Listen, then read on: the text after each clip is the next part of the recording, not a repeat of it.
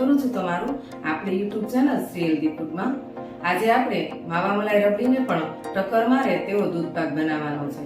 તો દૂધ પાક બનાવવાનું શરૂ કરીએ એ પહેલા જો તમે હજી સુધી આ ચેનલ ઉપર નવા હો અને તમને મારી દરેક રેસીપી ગમતી હોય તો આપણી યુટ્યુબ ચેનલ શ્રી હેલ્ધી ફૂડને લાઈક, શેર અને સબસ્ક્રાઇબ કરવાનું ભૂલતા નહીં। તો ચાલો માવા મલાઈ રબડીને પણ ટક્કર મારે તેવો દૂધ પાક બનાવવાનું શરૂ કરીએ। માવા મલાઈ રબડી જેવો દૂધ પાક બનાવવા માટે અહીંયા આપણે 2 ચમચી જેટલા ચોખાનો ઉપયોગ કરવાનો છે। ચોખા તમે કોઈ પણ પ્રકારના લઈ શકો છો।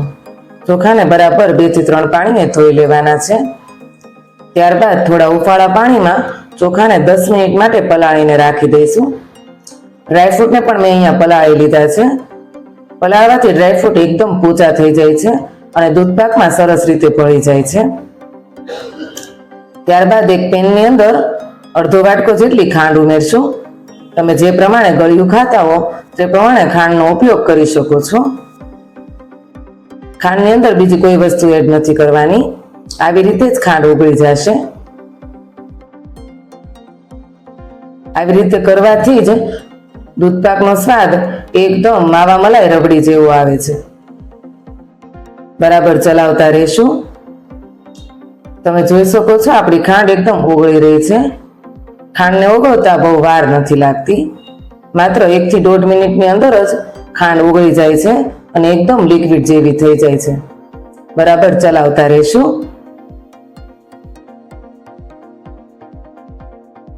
આવી રીતે કરવાથી દૂધ પાકનો કલર પણ ખૂબ જ સરસ આવશે।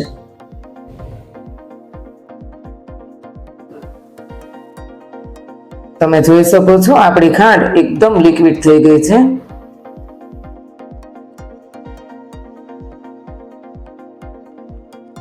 એકદમ ગોલ્ડન બ્રાઉન કલર થાય ત્યાં સુધી આપણે ખાંડને ઓગાળ્યા કરવાની છે।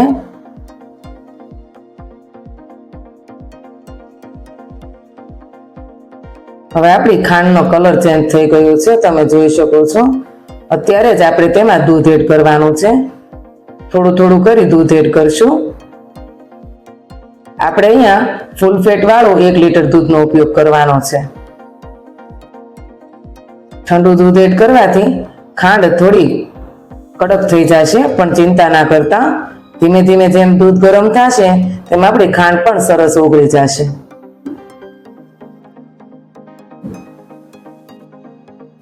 દૂધ બરાબર ઉકળી જાય ત્યારબાદ તેમાં પલાળેલા ચોખા એડ કરવાના છે। પાણી કાઢી અને ચોખાને એડ કરશું। બરાબર મિક્સ કરી લઈએ। આવી રીતે દૂધ પાક બનાવવાથી માત્ર 8 થી 10 મિનિટમાં જ આપણો દૂધ પાક બનીને તૈયાર થઈ જાય છે અને આપણે આમાં મિલ્ક પાવડર કે બીજી ત્રીજી કોઈ પણ વસ્તુનો ઉપયોગ નથી કરવાનો, તો પણ આપણો દૂધ પાક એકદમ ક્રીમી અને સરસ ઘાટો બનશે। તમે જોઈ શકો છો આપણા દૂધ પાકનો કલર ચેન્જ થઈ ગયો છે અને તે ઘાટો પણ સરસ થઈ ગયો છે।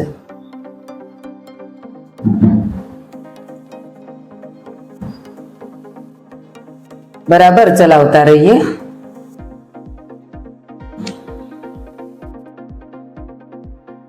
ચોખા પણ સરસ બફાઈ ગયા છે। હવે આપણે તેની અંદર પલાળેલા ડ્રાયફ્રૂટની ચિપ્સ કરી લીધી છે તે પણ એડ કરશું।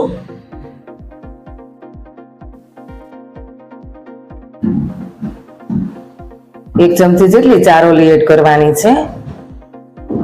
ચારોલીનો સ્વાદ દૂધ પાકની અંદર ખૂબ જ સરસ લાગે છે, તો ચારોલી જરૂરથી એડ કરજો। સ્વાદ પણ સરસ લાગે છે અને દેખાવ પણ ખૂબ જ સરસ આવે છે, એટલે ચારોલી જરૂરથી યુઝ કરવાનું રાખજો દૂધ પાકમાં। હવે આપણો દૂધ પાક સરસ ઉકળી ગયો છે, તમે જોઈ શકો છો ઉપર તર જેવું થઈ ગયું છે। આવી રીતે જ આપણું દૂધ પાક એકદમ ક્રીમી થઈ ગયો છે। હજી 2 થી 3 મિનિટ માટે દૂધ પાકને ઉકળવા દઈશું। 2 થી 3 મિનિટ થઈ ગઈ છે, દૂધ પાક પણ સરસ ઉકળી ગયો છે।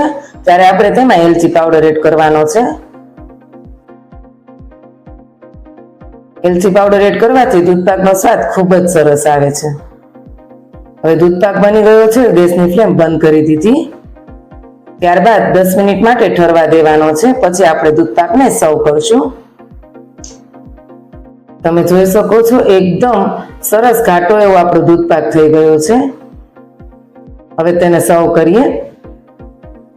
તો તૈયાર છે આપણો એકદમ ક્રીમી એવો દૂધ પાક.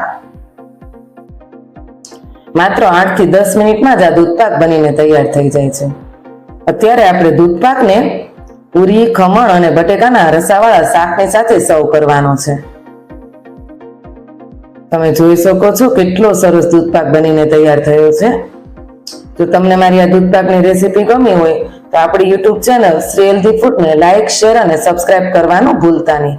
ફરી મળીએ નવા વિડીયો, નવી રેસીપી સાથે. જય સ્વામિનારાયણ.